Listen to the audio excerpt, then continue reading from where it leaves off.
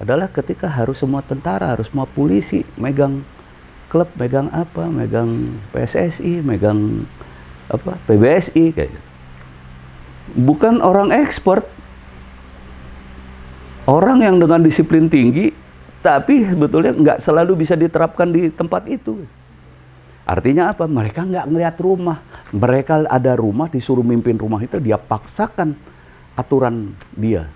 Tumbang Soekarno, ada Soeharto, kemudian langsung ada Freeport, kayak gitu. Gamblang banget sebetulnya. Sampai sekarang siapa sih yang membiayai keributan sekarang? Wah, gampang bener di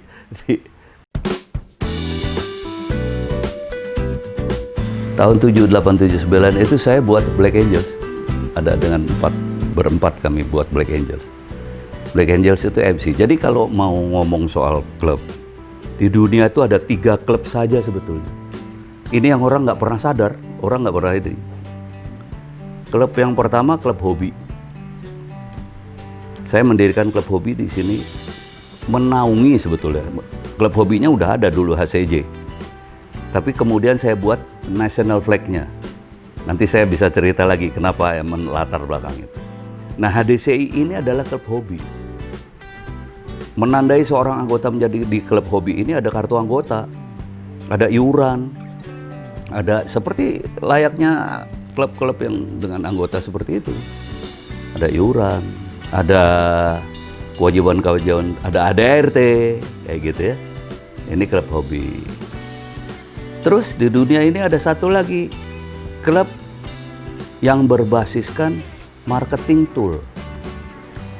Anda tahu HOG, Harley Owners Group, atau klub, ada merek-merek lain kayak gitu. Itu marketing tools dari dealer.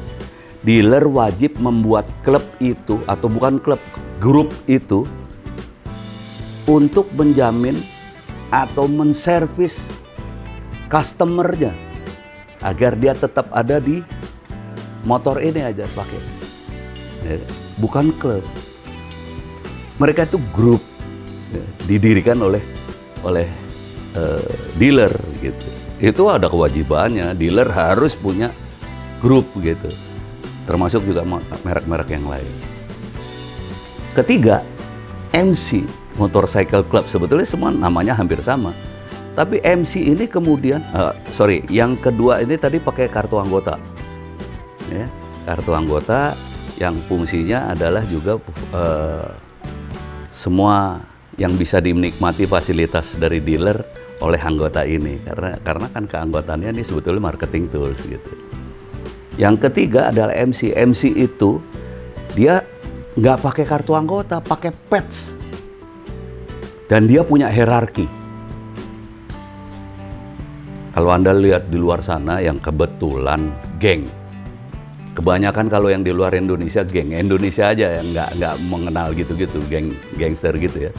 Walaupun sekarang mulai masuk tuh gangster, geng luar gitu masih mulai masuk. Tapi mudah-mudahan di kita menjadi klub biasa, bukan gangster.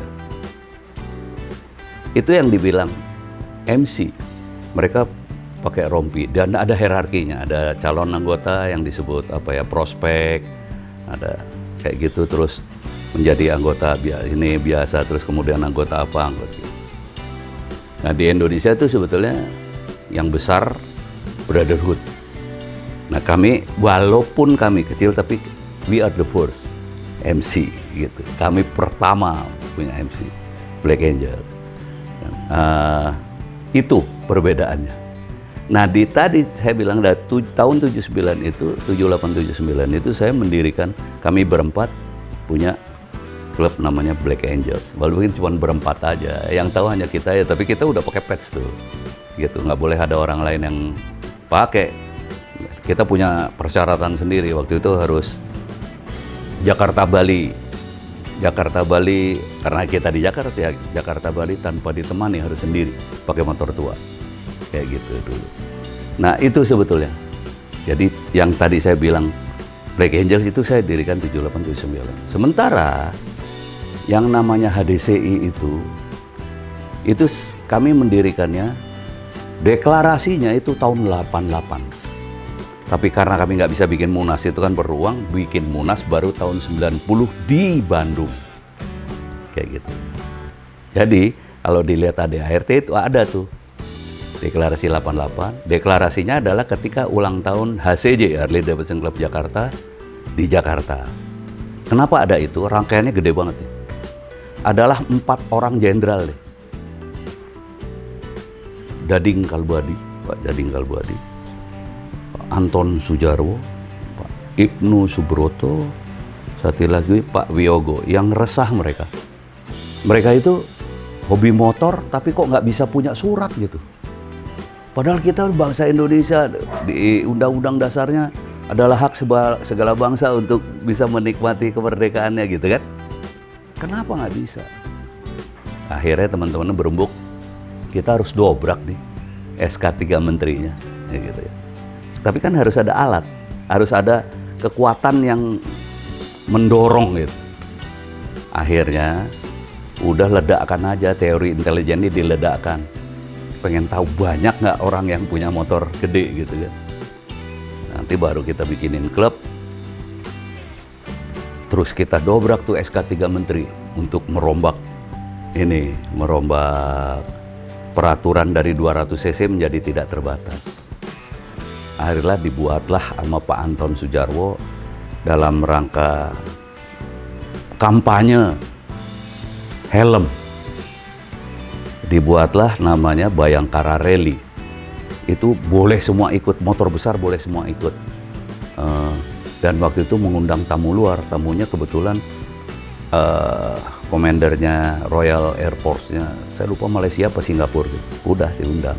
Jadi itu bertahap dari Medan sampai dengan Bali. Dari situ nampak ternyata banyak bener motor besar di Indonesia, bukan hanya Harley. Kayak gitu. Maka mulailah dibuatlah kalau Anda pernah dengar IMBI, Ikatan Motor Besar Indonesia. Makanya tahun 88 mereka berdirinya kan, sama dengan Bayangkara Rally itu. Dan tahun 88 juga saya buat deklarasi untuk HDCI kayak gitu. Itu sebetulnya. Cuma memang kebetulan HDCI full saya memang dari awal selalu bilang sama beliau-beliau, kebetulan saya segeng sama begitu, katakanlah ya. Beliau-beliau, saya pengen banget Pak bikin ini nasional flag-nya. Ya udah, ini kesempatanmu, udah lakukan gitu kan. Jadi beliau-beliau nggak ikut-ikut yang di sini. Saya buat, baru beliau-beliau menaungi gitu, melindungi gitu. Itu terbentuknya HDCI kayak gitu. Jadi ada keinginan besar yang akhirnya tercapai. Akhirnya kita IMBI dan HDCI gabung mendobrak SK 3 Menteri itu. Dan kami berhasil. Sampai akhirnya kami adalah satu-satunya, dan harusnya tidak ada lagi karena pemutihan itu pengampunan dosa cuma sekali kan. Kami berhasil mengadakan pemutihan. Dari mulai 93 kami lakukan itu. Bayangin tuh HDCI sama ini dari tahun 88 baru 93 kami berhasil mendobrak itu. Akhirnya kami mendapatkan izin untuk bisa punya surat pengampunan gitu. Jadi pemutihan namanya. Nah, terjadilah pemutihan itu 96 gitu. Waktu itu saya sekjen HDCI dari tahun 90 sampai ya dijorokin lah karena saya yang diriin, jadi akhirnya dijorokin. Padahal saya sebetulnya nggak terlalu suka ada di situ. Saya senang berorganisasi, saya jadi anggota, saya senang berorganisasi, membuat organisasi, tapi nggak kepingin jadi ketuanya, jadi apa gitu. Saya lebih kepingin melihat organisasi itu tumbuh kembang baik gitu ya. Dan itu tercapai semua, sampai juga ada pemutihan, dan sampai ya ketika didobrak semuanya sudah tentu menguntungkan banyak pihak, dealer gitu. Sekarang masih orang udah boleh jualan motor di atas 200 cc karena peraturannya udah boleh. Jadi itu sebetulnya sampai akhirnya kita punya national flag Harley Davidson gitu. Dan perlu diketahui national flag Harley Davidson kita HDCI itu klub dengan national flag kedua di dunia. Nomor 1 Brasil, nomor 2 kami, habis itu kalau nggak salah Nederland, Belanda, HCN Harley Davidson Club Nederland. Sekarang kan sebetulnya nggak ada Sebetulnya kalau orang yang ngerti ya, orang luar yang ngerti, misalnya kemarin ketawa mereka. Ini klub hobi tapi kok pakai pet semuanya. Gitu. Padahal mereka juga pakai kartu anggota. Padahal kalau klub hobi kan, wah, lo banyak juga. Apalagi klub marketing tools ya. Nggak usah pakai pet, jaketnya macam-macam, bagus-bagus gitu. Nggak usah pakai pet, seneng-seneng aja lo dengan itu kan. Nggak usah pakai pet. Sekarang enggak.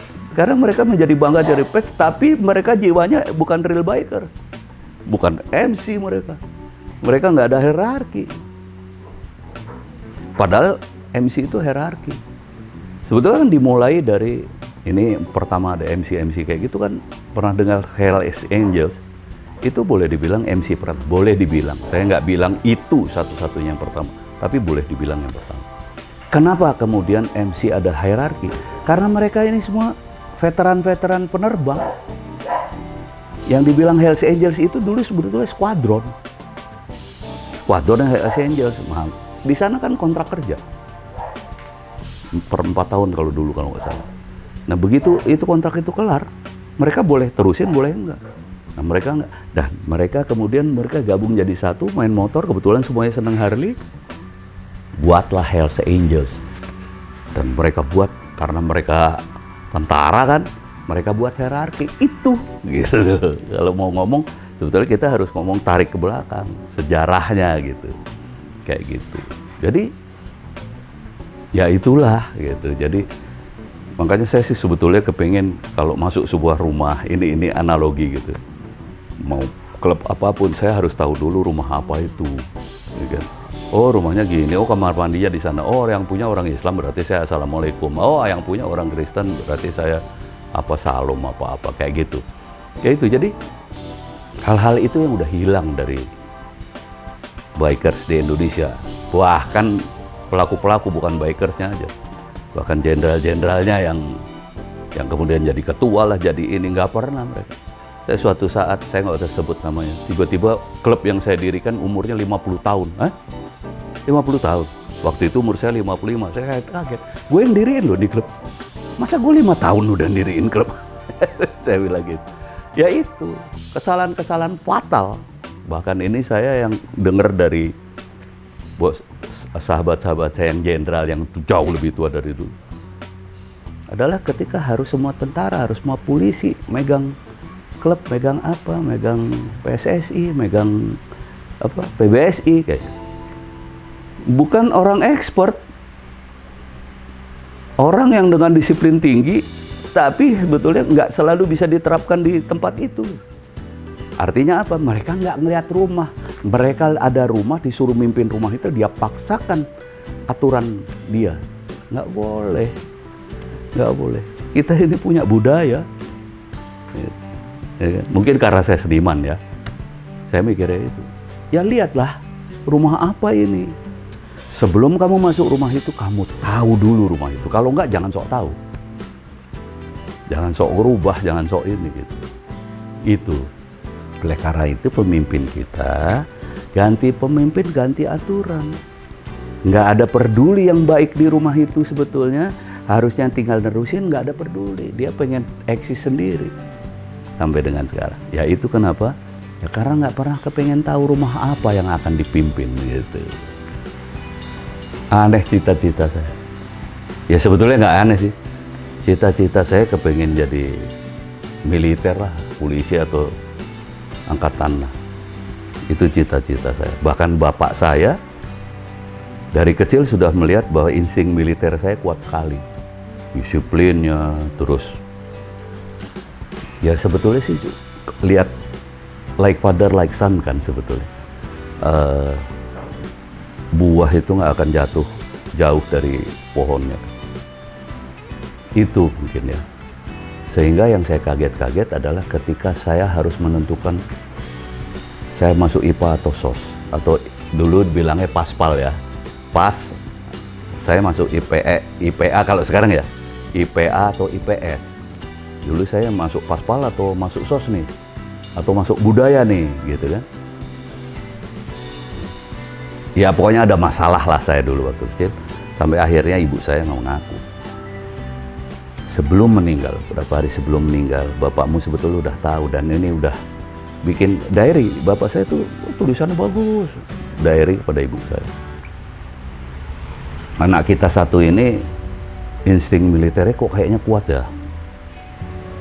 Tapi jangan kasihlah dia, biar stop di aku aja deh.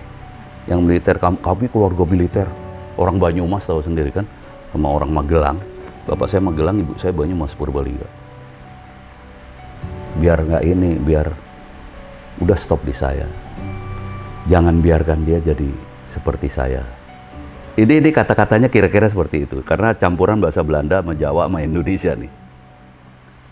Biarkan stop di saya, jangan biarkan seperti saya, karena saya nggak mau anak saya ini, anak kita ini tergilas, apalagi terbawa arus. Tahun 68, bulan Maret tahun 68 itu tulisan. Belum Orde Baru. Tapi dia udah bisa prediksi itu bapak saya. Jadi ketika mulai ditumbangkannya Soekarno, tapi kalau sekarang saya malah bisa cerita nih. Kenapa bapak saya bisa berpikiran gitu, sedemikian mudahnya saya bisa cerita gitu. Karena ya memang itu perjalanan. Dari mulai direbutnya Irian Barat, ya, sampai matinya Kennedy, nggak lama kemudian tumbang Soekarno, ada Soeharto, kemudian langsung ada Freeport kayak gitu. Ya, gamblang banget sebetulnya. Sampai sekarang siapa sih yang membiayai keributan sekarang? Wah, gampang bener kalau menurut saya, entah karena bapak saya Intel terus saya punya insting Intel, saya nggak ngerti deh. Tapi yang jelas kalau menurut saya gampang banget gitu membaca ini. Kenapa sih kita milih acara obrolan di warung kopi? Kenapa kemudian kita memilih Warkop itu sebagai nama grup kita? Karena kami menganggap hanya di Warkop terjadi demokrasi saat itu. Di saat Orde Baru itu. Selebihnya nggak ada demokrasi di bumi pertiwi ini.